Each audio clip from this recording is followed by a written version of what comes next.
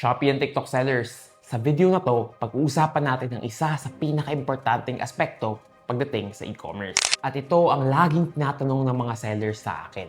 Kung paano mapapataas ang benta consistently, predictably, and sustainably. Kasi ito ang realidad ng e-commerce ngayon. Sobrang daming sellers, kahit na sobrang ganda ng produkto nila, ang ganda ng presyo nila, wala pa rin silang benta. Sobrang daming seller, wala pa rin sistema. At yung benta nila, nanguhula lang sila. Minsan meron, minsan wala. At dahil dito, sobrang daming seller nahihirapan at na-frustrate sa pagbebenta sa e-commerce. Hindi nila alam kung saan ba dapat nila ibibigay ang effort nila para tumaas ang benta. Kaya kung isa ka sa mga sellers na tutukoy ko, kailangan mong mapanood ang video na to. Dahil sa video na to, ibibigay ko sa inyo ang framework na ginagamit ko para mapataas nyo ang benta ninyo within 30 days. Hindi ito hacks or trial and error, but a data-driven and proven framework na nagpapataas ng benta mo. By the way, sa mga hindi pa nakakilala sa akin, I'm Richmond Tan, founder of Ecom Accelerator. We help hundreds of sellers na mapataas ang benta nila every single month. These are the same strategies that we use para mapanalo ang mga accounts na hinahandle namin. So there are only actually 3 ways para mapataas ang benta mo sa Shopee and TikTok. At ito ang affiliate marketing, ads, and organic traffic. Pero before ko i-explain sa inyo to, kailangan nyo muna maintindihan ang framework ng e-commerce equation. Sobrang simple lang ng e-commerce equation. It's page views times conversion rate times average order value. Ang page views ay ang dami ng tao na nakakita ng page mo on a weekly, monthly basis. Ang conversion rate naman ay sa lahat ng taong nakakita ng page mo, ilan ang bumili. And lastly, ang average order value ay ang average basket size or kung magkano ang binibili on average ng mga customer mo sa store mo. Pero ito ang pinaka-importanting insight na kailangan ninyong maintindihan. Sa tatlong metric na to, ang pinaka-importante dyan ay traffic. Kasi kung wala kang traffic, walang kwenta ang conversion rate at average order value.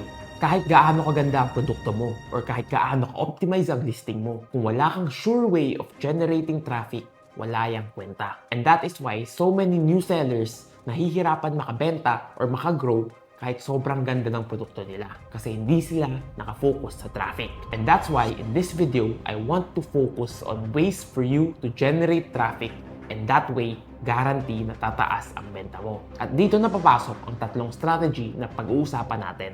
Ito yung tatlong paraan na siguradong makakapag-generate ng traffic at benta. At ito ang affiliate marketing, paid ads, and organic traffic.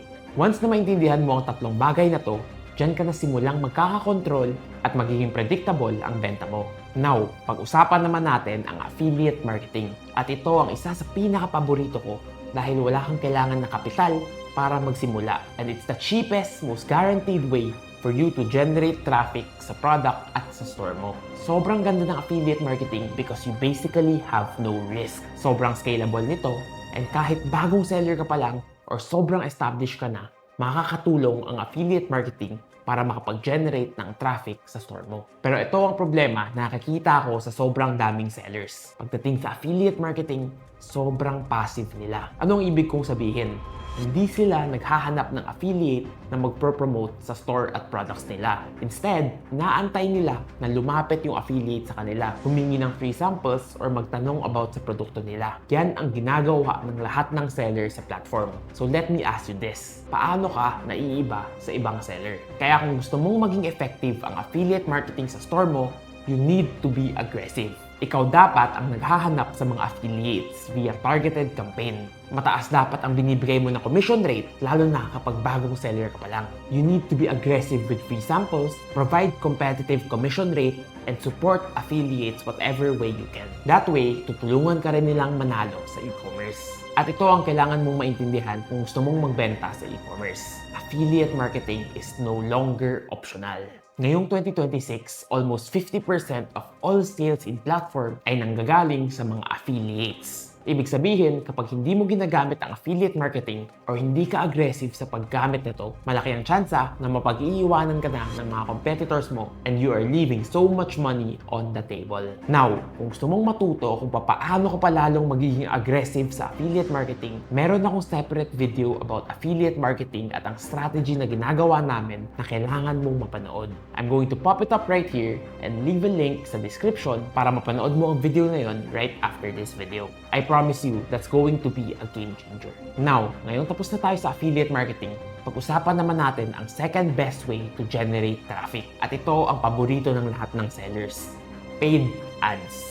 In-platform ads is one of the most underrated and underappreciated tool para mapataas ang benta mo. Kasi sobrang daming sellers hindi naiintindihan ang purpose ng ads. Ang iniisip nila, magta-top up ako ng budget, dapat automatically may pagpasok na benta. At kung walang pumapasok na benta, nadidisappoint sila at natatakot na sila gumamit ng ads. Pero this is the reality when you're using advertisement, lalo na sa Shopee at TikTok. Ads is not for sales. It's for generating traffic. Kung gusto mong malaman kung gaano ka-effective ang isang ad campaign na ginagamit mo, you should not be looking at the sales that it generates. Dapat nakatingin ka sa kung gaano kadami ang traffic na pumapasok sa store at products mo. And if nakita mo na maraming traffic naman pala pumapasok pero walang bumibili, that is usually an offer problem, hindi dahil sa ads. Now, gusto ko naman ibigay sa inyo ang 4 na key principles na dapat niyong naiintindihan kapag gumagamit kayo ng ads. You need to test multiple product ads at multiple budget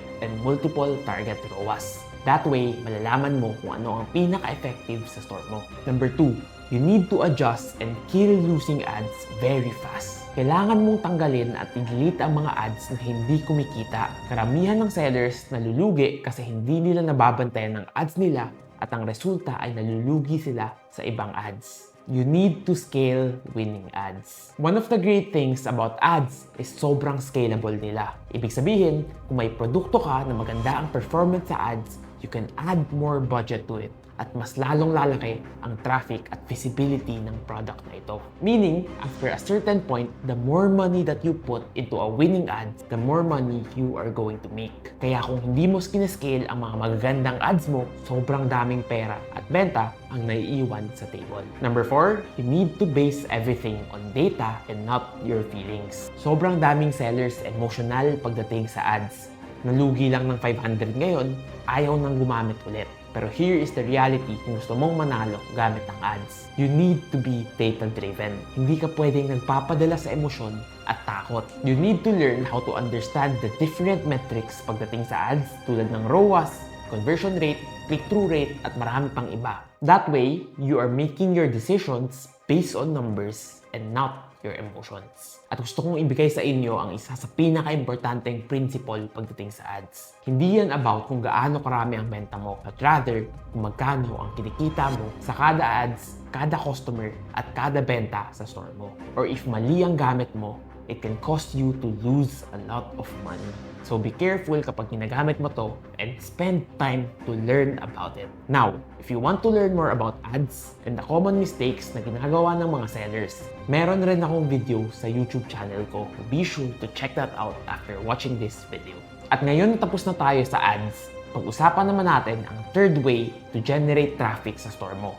And ito ang organic. This is one of the most underrated pero powerful ways to generate traffic. Kasi once na maintindihan mo to at consistently na magawa sa store mo, it becomes like a snowball na pabilis ng pabilis, palaki ng palaki ang impact sa store mo. Sa organic traffic, dito na pumapasok ang paggawa ng content, pagla-live, at paggamit ng iba't ibang social media platforms para makapag-generate ng traffic sa store mo. But here's the idea about organic. It's about generating traffic na walang bayad, building your brand presence, at building a compounding result and system over time. Ito rin ang isa sa pinakamahirap na ways to generate traffic into your store because it requires so much consistency and effort. Unlike ads or affiliate marketing, na gagawin mo lang at pwede mo nang iwanan. Pagdating sa organic, it's an everyday effort. Kailangan lagi mong ginagawa at hindi ka titigil at hindi ka susuko. And here is the secret. All it takes is one. Isang single viral product, isang single viral na content, at makakapag-generate ka na ng millions of traffic and millions of sales. Organic traffic, yan ang nagbibuild ng foundation at ang momentum na kailangan ng store mo. Anyways, that's all for today's video. And remember, kung gusto mong tumaas ang benta mo, kailangan tumaas ang traffic mo. And there's only 3 ways to increase it: affiliate marketing, ads, and organic traffic. You need to figure out kung alin sa tatlong ito ang hindi mo pa ginagamit and use it now. Kasi I promise you, it's going to be a game changer sa e-commerce journey mo. If nagustuhan mo ang video na to and you want to see more videos like this, please drop a comment and subscribe sa YouTube channel ko. And as always, keep learning, keep growing, and I'll see you in the next video.